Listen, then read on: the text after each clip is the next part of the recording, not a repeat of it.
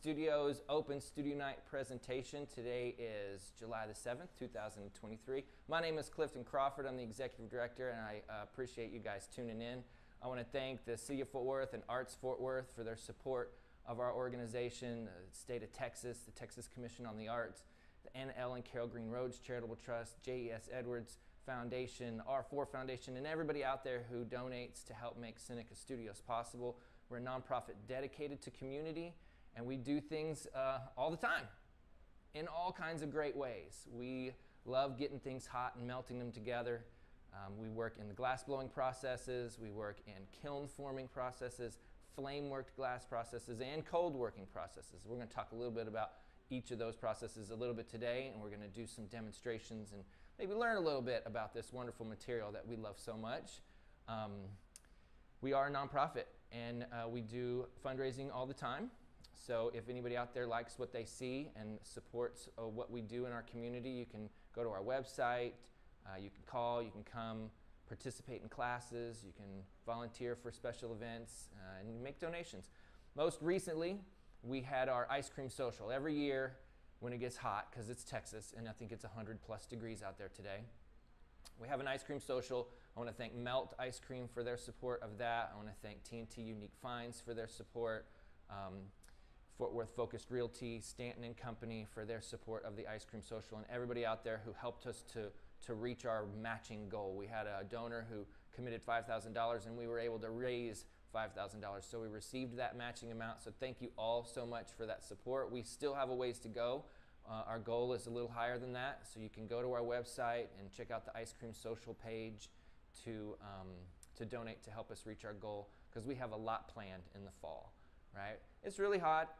The furnace is kind of gonna cool off after today. We're gonna cool it down so that we don't melt anybody, and then we'll be back up and operational in September, doing all kinds of demonstrations and classes, public programming and outreach programming in the community. So, like I said, as a nonprofit, we reach into the community, and we belong to this community. We're honored to be Fort Worth's Glass Art Studio. And we do some really great work with the independent school districts, with wonderful partners like One Safe Place and Project Success and the Presbyterian Night Shelter. We're talking with some other great partners on launching some new program in health and wellness, helping to people, to express themselves and to learn from this and inspire them to be and live greater lives. So, glass blowing. In a nutshell, we process the raw material into a puddle, and we gather it out of the furnace at 2,300 degrees, 2,100 degrees, and we make things. And so we're in the gallery. The gallery represents 50+ artists from all over the country, and there's good examples of all those kinds of things. And so we're going to see a lot about the glass blowing studio today and learn about it, but in a different approach, we can work in a flame working studio where we take a very hot flame, a torch, and we can heat up rods, and we can create pendants and all kinds of jewelry. You can blow glass in front of a torch. You just need a big torch and tubes of glass that you can get hot and close off to make vessels and cups and hollow beads and all kinds of incredible things. So flame working is quite different than glass blowing. We also do things in the kiln forming studio, and kiln forming is quite different, where we can create pattern and design, and we can fuse things together. This is actually collaborative, where with some of these petals were done in the flame working studio. No, Jean's shaking her head. No, I'm wrong. This is all kiln forming. So where you can fuse things and create design and pattern and slump them over molds. You can also work very thick in the kiln forming studio, and you can cast into to make your work.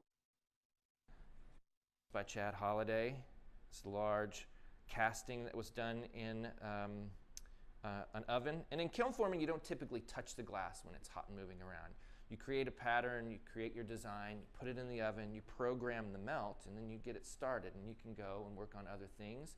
And then after it cools, slumps, flows, then we can cold work it. And so that brings us to the cold working studio, where we can grind and polish and sandblast and engrave.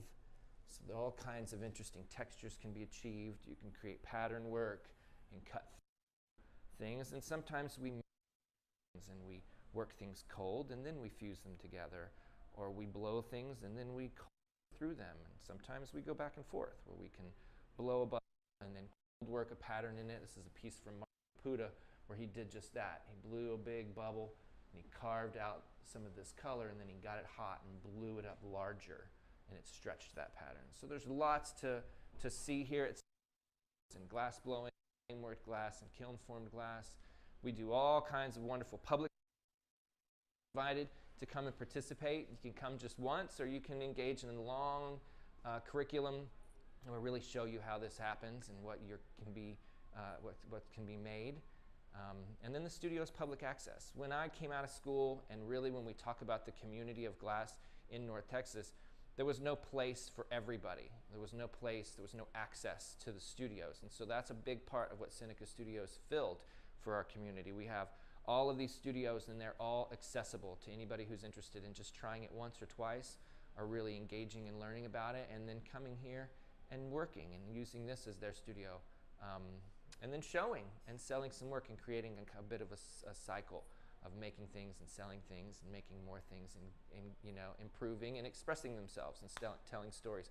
So lots of public programming, and then we do some incredible outreach programming with the schools. We do things that are focused in science, which is a lot of what we'll talk about today. We talk about education on a lot of fronts. Socio-emotional learning is a big deal now, and just by being expressive and being creative, people can change their behaviors and can be better students. By expressing yourself and telling your story and broadcasting that, a lot of people find a lot of healing happens in those processes. So we do programming in arts and culture. That's at our core. We do programming in education because it's a wonderful product, right? It's a wonderful material. It engages people. People are very curious, and it just inspires discovery. And you know, that was a big part of why I became so interested in it, is I wondered, what is this, and how did this happen, and who found it, and where does it come from? So the science and the culture of it was fascinating. The history of it was fascinating to me, and it helped me to just engage in learning. And then we do work in health and wellness. So if you like any of what I'm talking about, help us out. Make a donation and help us take the next step. We've got a lot planned for this fall. We've got artists coming in for demonstrations. We've got residencies that'll be happening. We've got all kinds of programming for everybody to come engage in all of these three disciplines of hot working and in the cold working discipline. So thanks so much for tuning in. I want to thank Gene Fernandez, who's behind the camera. Kevin McGeehee is in the hot shop. Tatara Siegel is here. Brandy is in the back producing the show, and Heidi Childers, our operations director, is here helping make this all work. And it's about teamwork. It's about community, and really that's what SiNaCa helps to illustrate. So let's go into the hot shop, and the team's going to show us some things, and we're going to talk about some science, and we're going to have a little bit of fun. All right? Follow me. So in the hot shop, we have a furnace that's running at 2100 degrees, and inside there is our puddle of clear glass. So Kevin, in yellow, is going to gather out of the furnace, and he's going to bring a hot dollop of glass right over here and drip it into this tub of water. And what we're doing here is we're really shocking and stressing out the glass, right? SiNaCa Studios, the name is scientific. Silica, Si, is the most abundant solid element on the planet. And if you get it hot enough, it will melt and turn into glass. Sodium, Na, oh, that's so cool, lowers the melting point of the silica so that we can melt it at an achievable temperature with the fuels that we had 3,000 or 4,000 years ago. And then calcium gives this strength. It gives it longevity. It gives it durability, right? And if you add a little gold when you melt it, it turns pink. Or if you add a little iron, it turns green. So what you're looking at in this tub of water is what's referred to as a Prince Rupert's drop, right? Everything in this world, when you get it hot, it gets bigger, and when you cool it down, it gets smaller. So when we make glass things, most of the time, we have to put them away into an oven to cool off very slow, right? We cool them slowly so that the stress is alleviated, all the molecules become comfortable with one another, and it all shrinks at the same rate. But in this case, a Prince Rupert drop is capturing that stress. By dripping a hot dollop of clear glass into water, the surface is shrinking rapidly. You can see the core is still very hot. And strangely enough, little bubbles form inside of this. There was no bubbles in there before, but now there are bubbles that have formed inside of there. The surface has constricted so rapidly, and all the molecules are under extreme stress, and they are holding that stress. So it's a very interesting thing, a Prince Rupert drop. There's wonderful stories if you want to look it up online. There's some great stories about this old French Prince Rupert who would have glassmakers make these, and he would give them as gifts to his party guests and talk about science, and they're very, very fun. So we're going to show you what happens here. Tatara is going to pull one of these out. It's a bit tangled up. There's quite a few in there. And you can see it's this kind of drop, and then it has this long tail. Now the drop at the end is kind of surprisingly durable.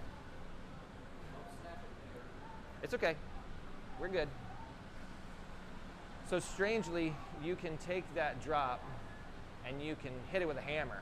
There are videos online where people shoot these things with bullets, and the drop at the end is incredibly durable. You can beat on it with a stick, but that little tail that's at the end is kind of the trigger. And if we break that tail, the whole thing will explode.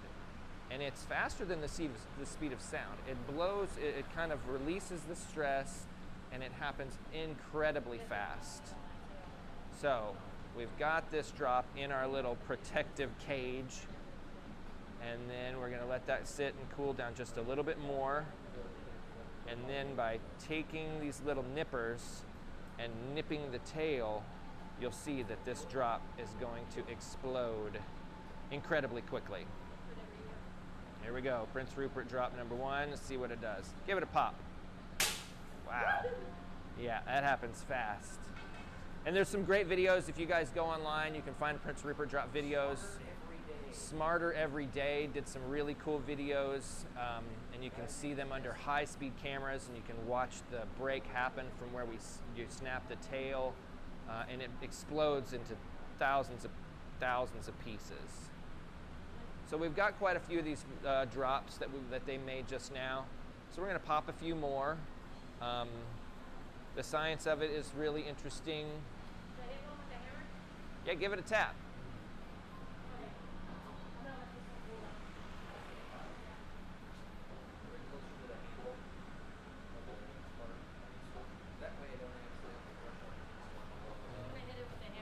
He wants to hit that one with a hammer to show you that the drop itself is outrageously durable. It's a little bit nerve-wracking because if you accidentally snap one, it's almost like sandblasting yourself because it just shoots in every direction. I made those molds, and my arms were going around all the tails, trying to make sure nothing was leaking. So we also were thinking that it might be interesting to encapsulate a drop in some acrylic and to see if when we pop it, it does anything different. So we have a drop that's actually been captured within some acrylic that we're going to see if it'll pop. We've got several unique things, and we're going to go through the next probably 30 minutes of showing you some different things. We're going to work on some science in the beginning, these Prince Rupert's drops. You saw that happen in a hot kind of way right out of the furnace. Now they're cold, and we'll show you that one that's encapsulated in a second.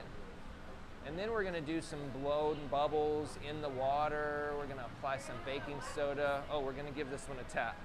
Let's see how strong that really is. Just watch out for the tail. As long as the tail doesn't break, you know, that thing is crazy strong. Yeah, it's very interesting. You can whack it. As long as the tail doesn't break, it doesn't break. And there's, like I said, there's some videos out there of people shooting them with bullets, and you can see the bullet explode on the surface of it, and then the vibration wiggles the tail, because just the tiniest little snap of the tail, and the whole thing just pops and explodes. interesting. You want to do that one? Not yet. Do this last one and then we'll start breaking the mold. Yeah, we're going to do that last one, and then we're going to see how it looks if we pop it in the acrylic. The acrylic got extremely hot whenever it's set, so it'll be interesting to see how that works. Yeah, that's a big one. That's a big one. That is a real big one. These are a bit dangerous, so we don't sell them. We don't make these for sale. Pow. Ooh, that was loud. I had to squeeze hard on that one too. So this one, the acrylic looks like it cracked in the process. So that'll be interesting to see. Yeah, I want to thank Topo Chico for their support. Topo Chico has come on board as an annual sponsor for our open studios night. So we have Topo Chico on hand. If you're ever around our facility, come by and have a topo with us. So thanks again to Topo Chico for their support. Let's see what happens. I'm not going yet. I'm waiting. Let's see if this works. Ready? Topo Chico. Did it do it? Wow, It broke the glass? But it held the... Oh, wow. That's crazy. So the acrylic held the stress, but it looks like it projected out the end of the drop. Look at that. Oh, because it was touching the side. Yeah, I guess it was touching the side. Wow, that's weird. So that was the Prince Rupert drop in acrylic. We've got a couple of more in acrylic. See if we can get... Those might have to be out. Can you see that if I push it right up next to the edge?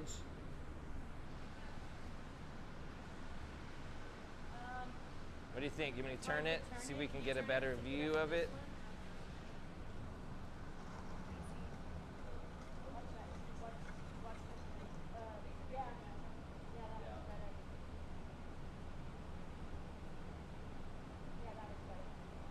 Okay, so that one's kind of close.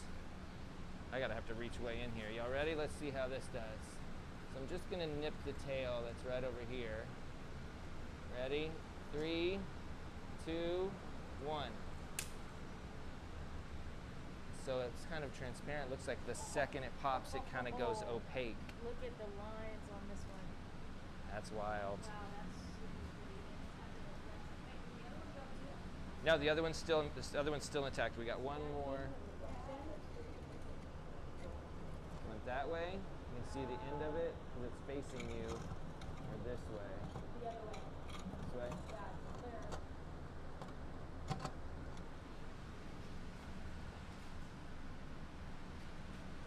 Wonder if I can get a view straight down from above. I'm gonna try to do a video also. There's a line on Bear this with us, box. everyone. Let me scoot it over. There's like a black line that's right through. Yeah, can we do it on a side that doesn't have a scratch? We'll do like on this one. How's that? Is that better? Yeah. You want me to do up top? Yeah, because you can see it. The problem with up top is the reflection. Well, I was gonna go inside. Got it? Okay. Yeah, this is cool. I wasn't sure if that was even gonna work. It looked like they might have cracked a little bit. Okay, ready? Yeah. Prince Rupert drop, encapsulated in acrylic. Take 3. 1, 2, 3. That's really fantastic. Wow, that's interesting. Yeah, pull it out. Let's look at it. Very interesting. So the one has a reflection where it looks like there's 2 in the box. Look at the lines on this. That's Yeah. super cool. Oh my god, flip it over. This way? Oh yeah, that's an excellent view. That's the one we should have done. It's always afterwards you figure out how to do this. We've been wanting to do this where we encapsulate them for some time. That's interesting that it broke the glass that it was in. Yeah, but now we can take the glass off. Yeah, that's true. We could take the glass off and keep it. The positive. But it almost has an impact point. Yeah, that's See very it? interesting. Where it touches yeah, the where it glass. popped. It's like some of the acrylic actually jumped off. Yeah, maybe. So here at SiNaCa Studios, we do a lot. We talk about the science of all of this. We talk about the chemistry, the physics, the combustion that happens in the glass blowing studio. Like I said, the furnace runs 24/7, and in here is a bowl of perfectly clear lava running at 2100 degrees. It's actually at 2130 right now. And it comes to us in a sandy form. It looks like really perfect white sand. And we fill it up every week because there's about 400 pounds in this furnace when it's full. And we use about 300 a week whenever we're really moving. We have a lot of classes, we do a lot of workshops. The studio is, like I said, public access, so there's people who come and rent the studio to make their own work. We've got a really good group. But we're in a 2,600 square foot gas station from 1890, you know, in an incredible neighborhood. We're in the now near Southside Arts Cultural District, and it's such a wonderful community. It's the largest bungalow community in the country behind us in the Fairmount neighborhood. There's so many wonderful people here, and we're so fortunate to have found our home in such a supportive community. There's a bunch of great restaurants. There's a lot of dirt moving, a bunch of new residents are going to be moving in. The city of Fort Worth is a really kind of happening place.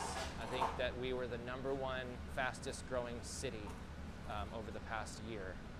So there's a whole lot going on in Fort Worth, and we're honored to be the glass studio for the community. So thank you guys all. We're going to continue. I'm going to hand off the mic to Jean, and she'll keep talking. But I want to thank all of those out there who have supported us and everybody's donations over the years to help make this possible. We got a lot planned. We're not going to give up. We're going to keep growing and keep doing new things. So help us out. All right. So again, I want to thank Kevin McGeehee, one of the founding artists, and he is the studio's coordinator. To Tara Siegel, who is our education and outreach coordinator. She helps to build these strong partnerships and programming in the community.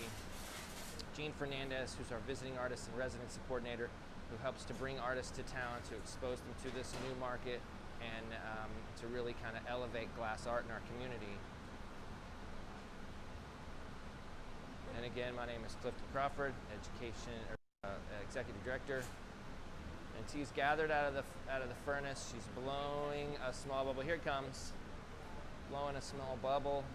And we're going to show you a couple of different things. We're going to plunge this glass into some water, and you'll be able to see it crack but still move. And then we're going to have some fun. We got some eggs, some bacon. We'll make a little breakfast. We got some potatoes.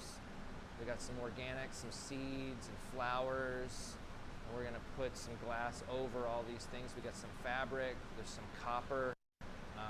We'll probably take it a little bit to the extreme side with some salts and some acids and some fireworks. And I'm going to hand this off to Jean so that I can help to make all of this happen today.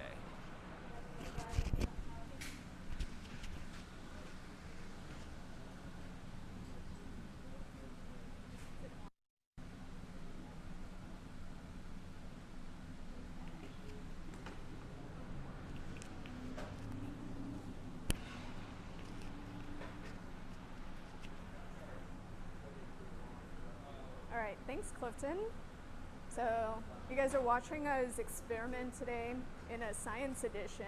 SiNaCa was really founded on the science of glassmaking. It's in our name, silica, sodium, and calcium.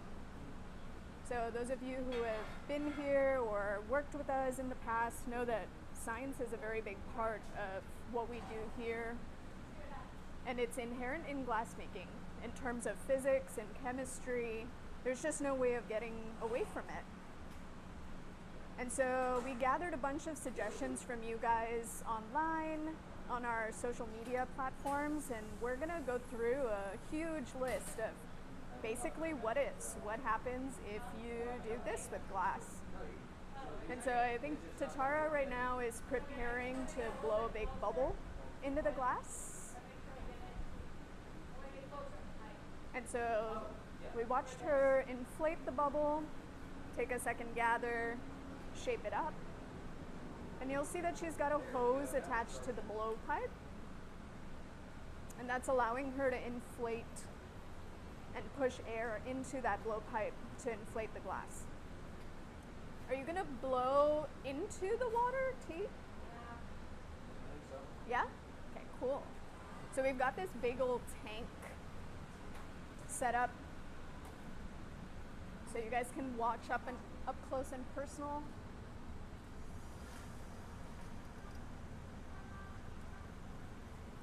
Glass is super hot, and when it comes into contact with a cold surface, you can see that there's a lot of thermal shock.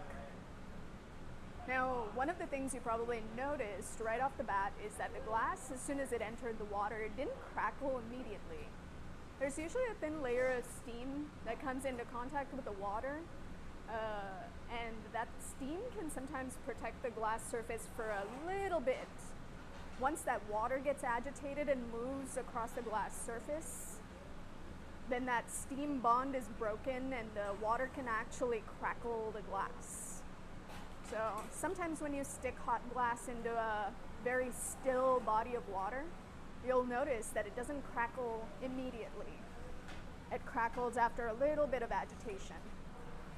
But what is cool is that the glass is all crackly, and that crackle texture will stay behind with the application of a little bit of heat. So you can, We don't have enough heat. yeah, so you can hear, hopefully you guys could maybe hear that, but the tools that T is using kind of create a little bit of a crackly sound. So the surface of the glass is certainly textured. Now if we were to leave that out without reheating it, glass would just break eventually. It's stressed out. All of those cracks are not stable. But with a little bit of reheating, you can get those crackles to stay behind in the glass. It's kind of a cool decorative element. What are we doing next? Baking soda. Adding it into the water. I don't know what you guys think that is gonna do, but baking soda generally has a bubbly effect in glass.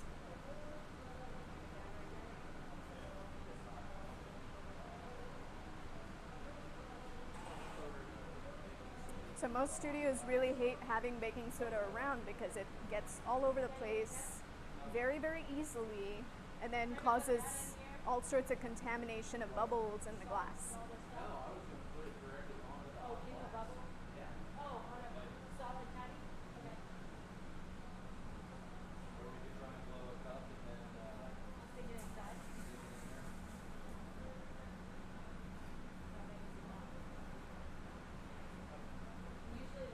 So a lot of the things we're doing today are going to be a little bit experimental.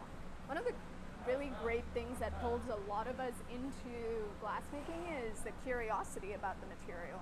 So not everything is going to do what we expect, but that's kind of part of the fun of this.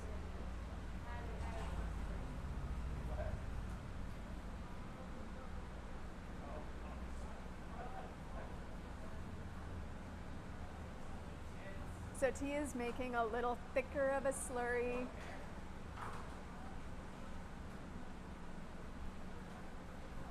And then I think Clifton's gonna dip this glass into that. Yeah, that's what I'm talking about. We want it real white. So that we get a lot of that baking soda on the surface. Nice. Now baking soda generally has some sort of chemical reaction with the glass and causes a lot of bubbling. I'll gather over it and I'll come right here and you'll probably see bubbles grow. All right. So we're gonna go into this 2100 degree furnace where we keep our clear glass all the time.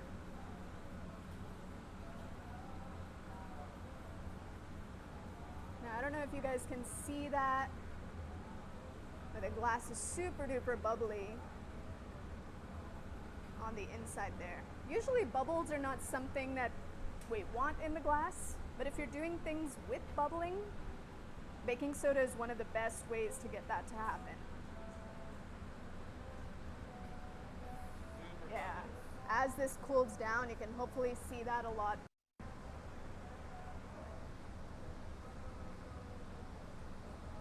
quite wild.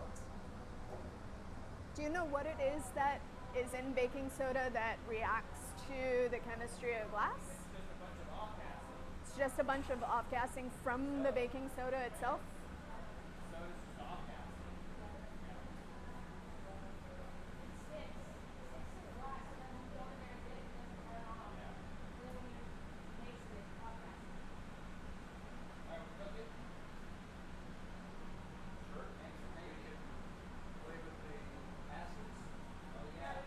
So you'll notice that the team, as they're working with hot glass, they're going into this little reheating chamber right here, this tiny little baby guy. And that's basically because as we're working the glass is cooling down on us. So we gotta make sure that we add heat back in intermittently so that the glass doesn't crack. You guys saw that with the bubble that T did.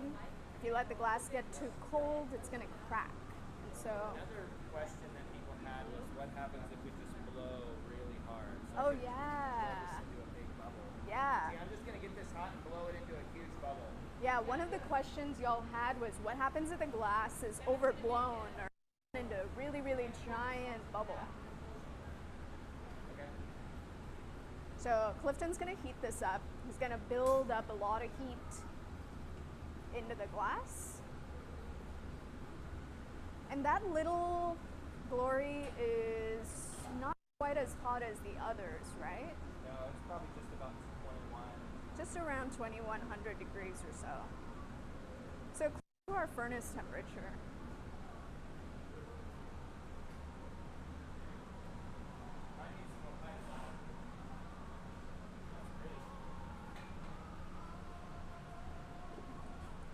So Clifton's going to use a block. These blocks are made of fruit wood. And then you'll notice that they're saturated in water to keep the blocks from burning up too quick. Now wood, of course, is flammable. You guys all know that.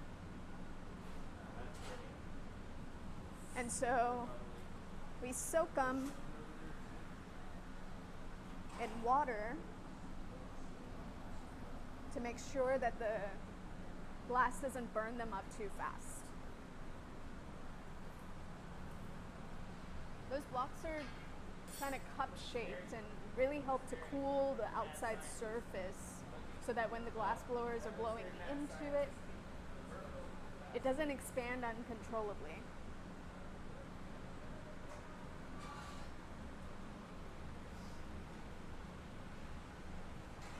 Alright, so we're gonna come out and blow this thing up. I'm gonna go over there so that I can clean the mess up and not be over here. All right. So Clifton's heating up quite dramatically, and then he's gonna come out of there and just blow, blow, blow into a giant bubble.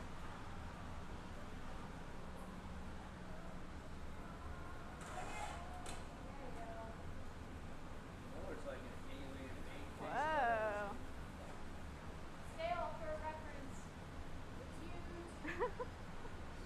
Now you'll notice that Clifton also stopped turning. And one of the questions we got asked is, what happens if you stop turning? You can see how very dramatically off center the bubble is. Second amoeba. Wow, that's pretty Yeah, pretty wild. Same thing. Now this glass is not super stable. It's got baking soda in it. It's got a bunch of bubbles in it. And we're not putting it away in an annealer to cool down slowly. So eventually this glass is gonna break. You can already kind of hear it crackling.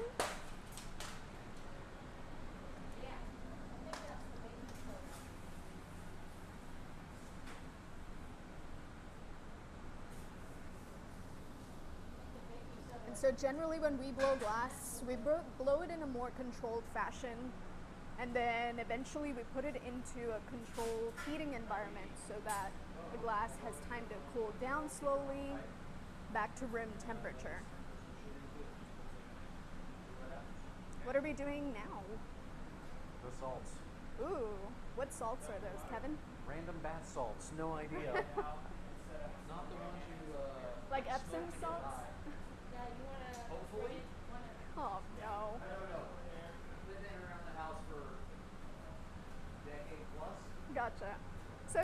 brought some stuff in to experiment with.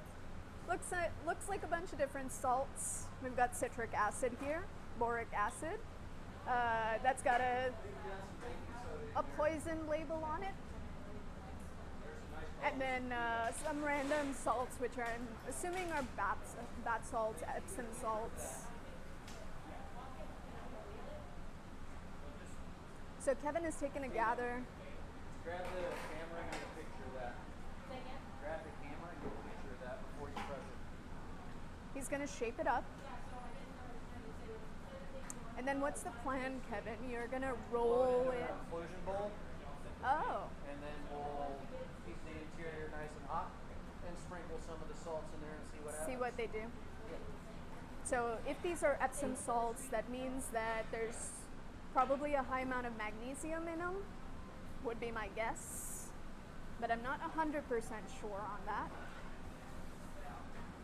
Kevin's plan is to blow this big bubble into a bowl-like shape and then place the salts in it. So hopefully we'll see a little bit of a reaction between the salts and the surface of the glass. Now again, we're experimenting today. This is also a curiosity for us because this isn't something we usually do with glass. But some of these things tend to create really cool, interesting effects. So I guess we'll see what happens. These are unlabeled, so I'm not quite sure what they are, but we'll find out.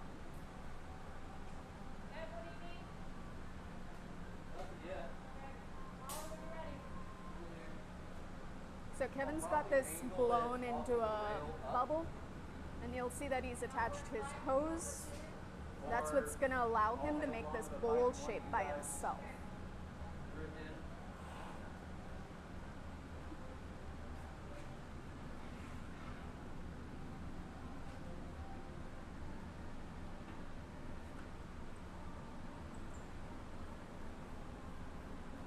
So Kevin's using a tool called a jacks.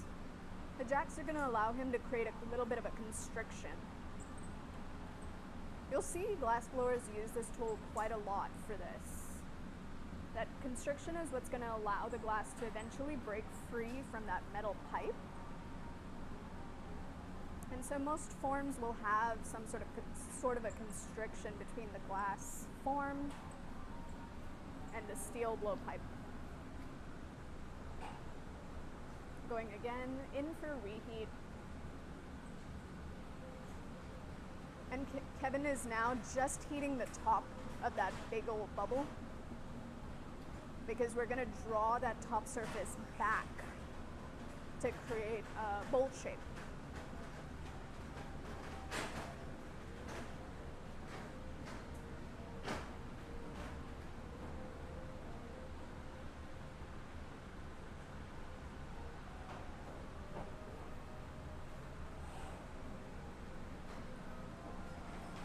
So while Kevin's working on that, I want you guys to see this little bubble that we made. Now that it's cool, you can see how thin it is. It's like kind of flexible and super duper thin. So you can get the glass to be pretty thin, and as it gets thinner, it gets more flexible. Baking soda made a really interesting pattern. Yeah. Bubbles and bubbles on top of bubbles. So again, not a very stable piece, right? Because we didn't anneal it, so it's breaking really easily. It's also super thin, so this isn't something you'd want in your home. But really interesting to see how glass can be a really, really solid, thick, sturdy material, or it can be very delicate and fragile and break super duper easily.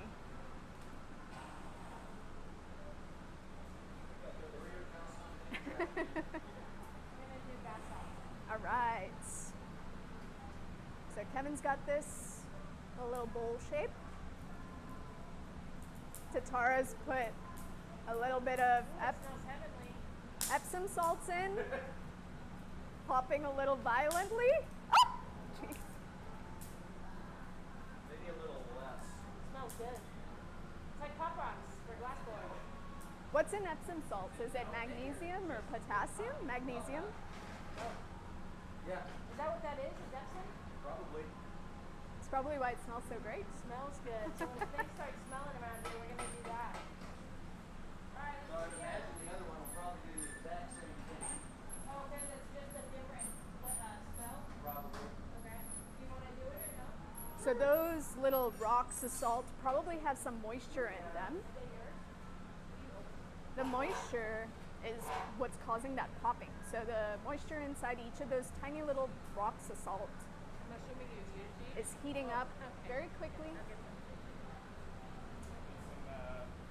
and then Yeah, popping. why don't we do the forecast?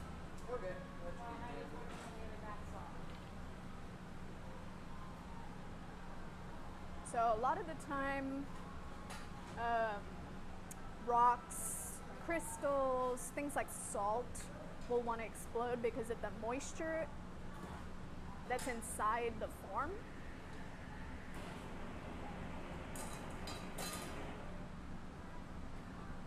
Flash. Over. This I have no idea what's going to happen. We're supposed to make it green if we like get it with Yeah, I don't know if we should use that. what, the skull and crossbones? It says poison. Yeah. Danger. Maybe I should err on the side of less, Oh, that's Yeah. just in case. Oh, hey, what's up, hypochlorite fumes? Bad idea.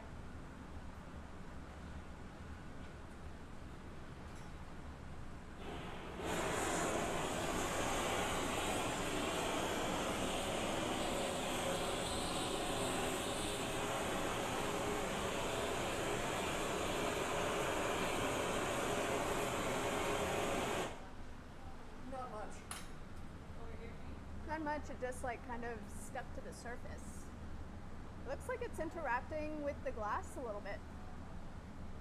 It's fuming the glass. If you look at it, it's like kind of silvery on the inside. Could just be the touchback of the bubble, but True. looks a little bit silvery. Weird. All right. I think we're gonna try some citric acid next. I don't know what all these things are gonna do. They're probably interacting with the glass in some way.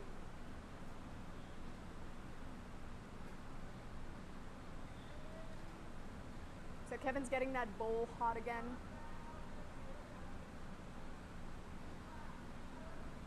And then citric acid generally is something that's going to eat into the surface of whatever you put it on. So it'll probably interact with the glass a little bit. Ooh. Fumes. Point it this way, Beth. It's growing. That's the citric acid. Oh, Let's do more of that. Oh, that melted. yeah, I mean, hot that's, sugar. that's edible. Yeah. Let's do more. This one? That was fun.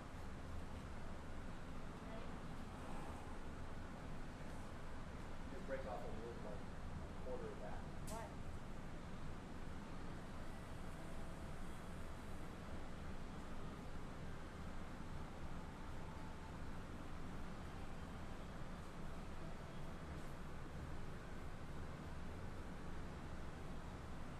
It's like the Olympics. Go Paris. Neat. Smells like citric acid. Yeah, it does. Cool. Fireworks? Oh boy. Oh boy. Not yet. So the team pulled a little bit of the interior of sparklers out into this cup. So that's got to be what's inside sparkler? It's gunpowder and what? We don't know. That aren't made in this country. I don't know. Ask Google. So whatever is inside sparklers, Go in this country. they're gonna play a little bit with that. And set it over the top of one of the flowers. Maybe it can smell a little bit better. Sure.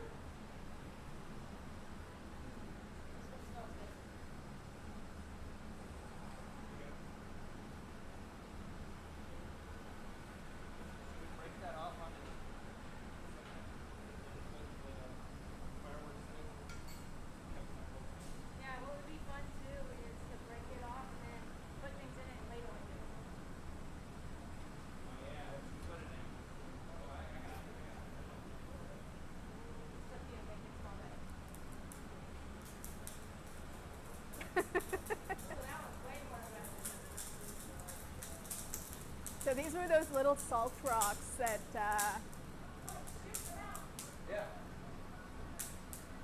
that we were talking about earlier.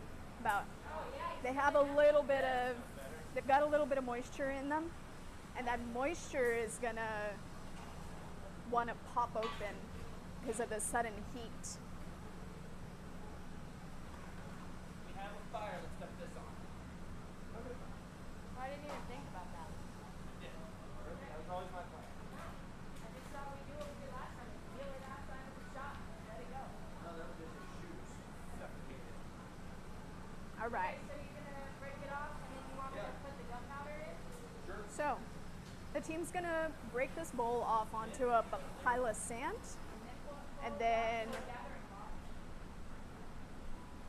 Tatara's gonna dump a little bit of gunpowder in it. It'll be even more weird with all this other crap sitting in it. So hopefully we'll get a little bit of a show.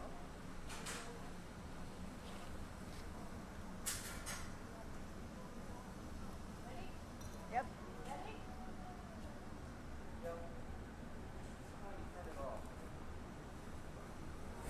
Woo! Are you okay?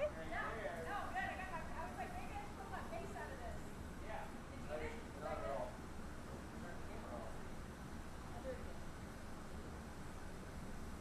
Woo! That was quick. Hope you guys caught it. Yeah, I know. That's why I was like, we should stop. When Gina and I were still opening, I was like, we should stop. Yeah. Yeah, I just coming in the OSHA regulations.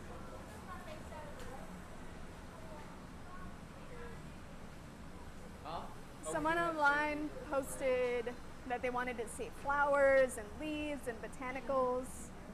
So we've got a few of these set up that the team is gonna drop some hot glass on so you guys can see what happens. Now, anything that has moisture is gonna generally want to send some air up through the glass.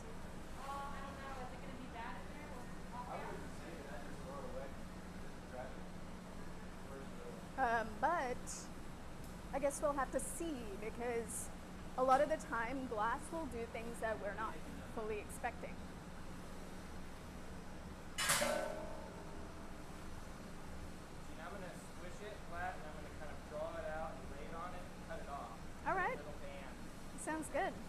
So Clifton is gonna gather up a bunch of hot glass. You'll see that he's using what we call a punty, which is a solid steel rod. These half-inch rods gather up just a little bit of material. And so he'll go in to grab a little more. He's said that he is planning on putting a little band of clear glass over this flower. So, the furnace is sitting at 2100 degrees. You'll notice he cooled down the glass that he pulled out. And that cooling process allows him to grab a little bit more glass on the end of that punty. So we got a much bigger gather now.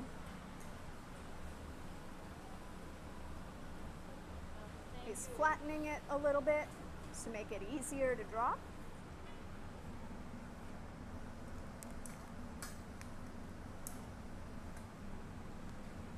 Poor little flower. And you can see almost immediate incineration of the object. Now, one of the cool things about organics is they might bubble. This one looks like it's seeping a little bit of water, but they almost always will leave behind ash slash a little bit of relief in the glass, which is pretty cool. Y'all have an annealer up? Want Yeah, to we have box? an annealer. Box any of these? Yep. What do you want to box it? This one? Maybe I'm just trying to get the tips a little cleaner. So, very interesting, because some of these objects that we're playing with, we have no idea how they're going to react to the glass. what we do know is that because of the heat, the extreme heat, the objects almost instantly incinerate. The levels of moisture is kind of an unpredictable thing, as well as how it's going to interact in the glass. Like so, this is kind of a learning process for all of us, which is cool. So Clifton is going to gather up again. He's going to drop another dollop of glass on this little guy, these purple flowers. And it sounded like the purple flowers were a little bit drier than the other ones. So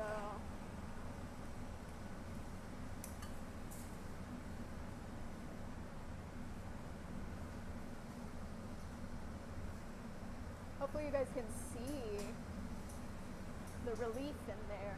That's one of the coolest parts about working with organics is the amount of relief that they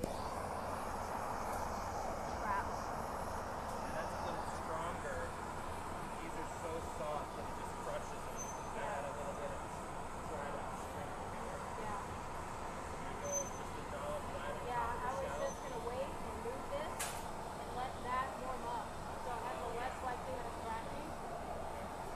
So I'm just trying to, that other one is zero crack. Okay. So I just want to add a little heat to our boxes. Let's move it over and give it a sec.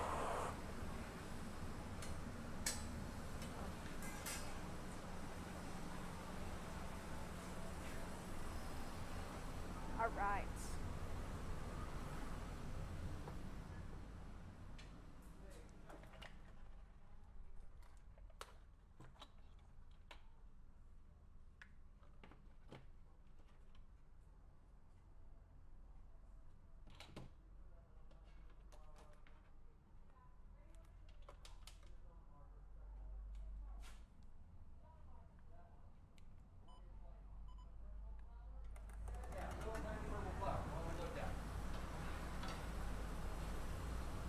So the team is gonna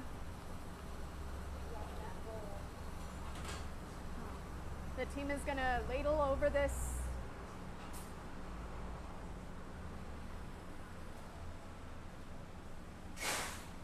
Which one are we doing next? The little shell? Kevin is Can about you- to take the bowl off. Give me a few seconds before you guys do that one.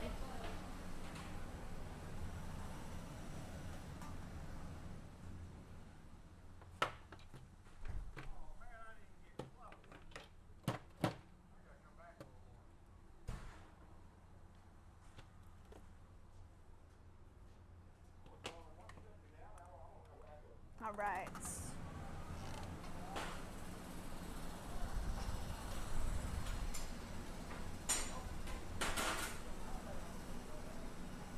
I need this camera, but she's on it.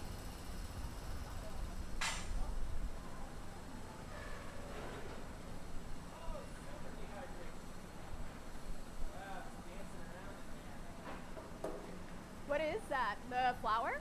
Yep. Oh. A little bit of camphor dye.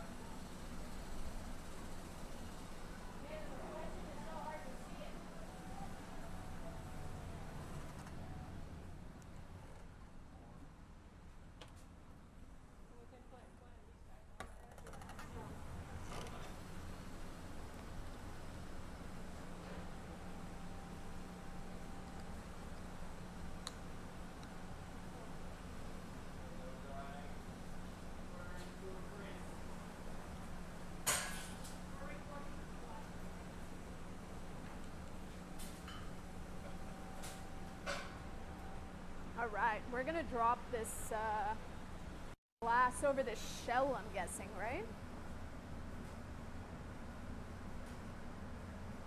So Tatara has suggested letting the shell warm up a bit because most likely it's gonna wanna crack.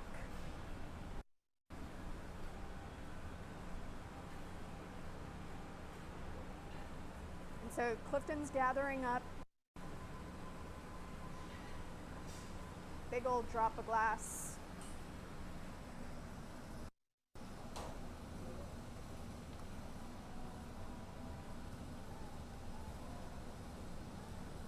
almost immediately cracking there.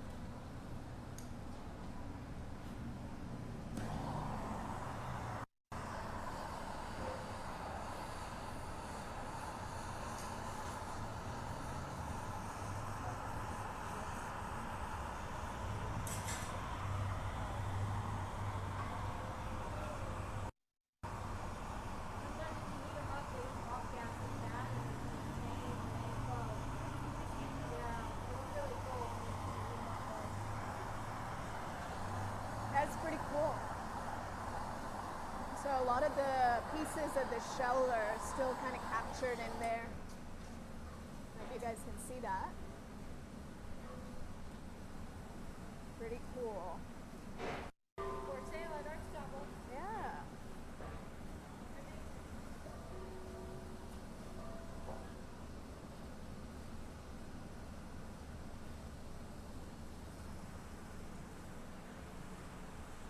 Now you'll notice with these objects, Tachara is grabbing them on a couple of paddles.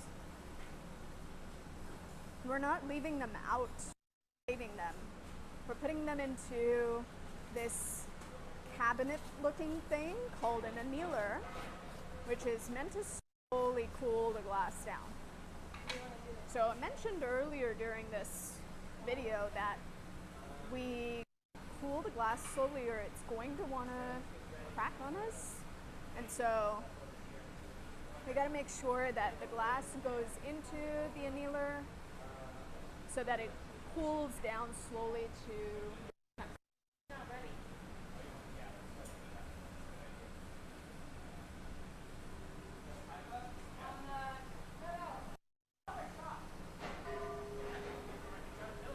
so the next victim Let's just do it. The gas is is this on though, little tiny piece of crystal. right? Do you want me to stick it No. on the cold or put it on the warm spot? This looks like it might be amethyst. One of the things about crystals that we were talking about earlier is they could explode from moisture. So it's possible that we'll put hot glass on this and then we'll see a little bit of a pop on the inside of glass, but really not a good way to know for sure until we try it. Cold glass, hot glass, and cold glass. All right, this was one of the things from online too. Someone wanted to see hot glass put into cold glass. Thank you to our sponsor, Yeah, thanks to our sponsors. Topo Chico's been sponsoring us, giving us all this great glass to play with. and we have been making full use of those glasses. Recycling the glass bottles into all sorts of different things.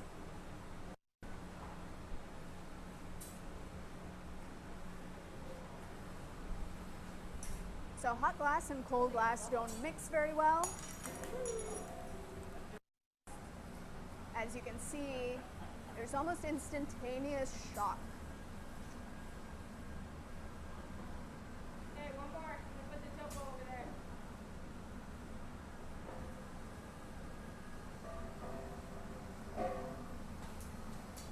Over time, the hot glass will start to heat up the cold glass, and so the likelihood of shock is less so.